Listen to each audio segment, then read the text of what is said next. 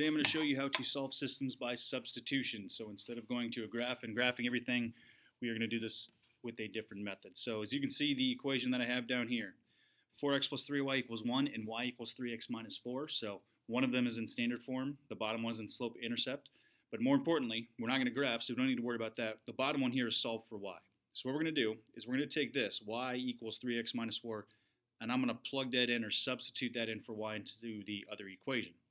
So what this will look like is 4x plus 3. Now instead of y, I'm going to plug in 3x minus 4. I'm just plugging in what we have for y.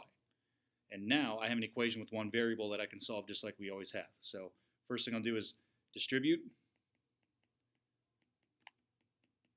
and then combine like terms, just like we always have.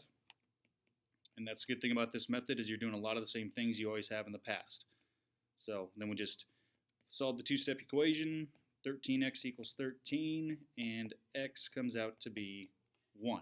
So now that I know that x is 1, I can take 1 and plug it in for x into one of the two original equations. Does not matter which one I pick. I'm going to pick the bottom one just because it looks easier. That's what I always tell people is use whatever looks easiest. So instead of 3x minus 4, x is 1, so I'm going to put 1 in for x. And so y would be 3 minus 4 or negative 1. So my answer, x always goes first, so that's 1. Y is negative 1. So my answer is the point 1, negative 1. Now I can always take this and plug it into the top equation or the other equation to see if that is still the correct answer. You can use a calculator to do that. I'll show you that on this second example. Now on the second example, we can see that the bottom equation is solved for x, which is fine. We can take this and plug it in for x.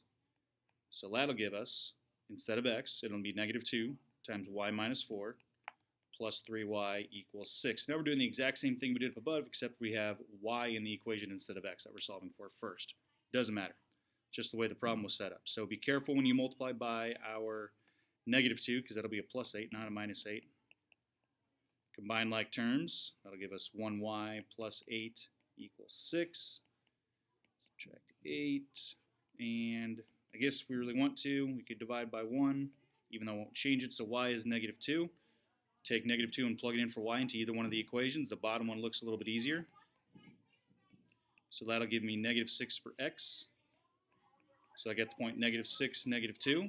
And if I take that and plug it into the other equation that I didn't use, that top equation, to check, I can.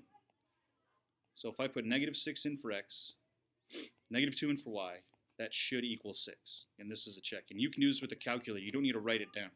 I just want to show you what it looks like. So if I multiply this out, I get 12 plus negative 6. That does equal 6, so I know that I am correct.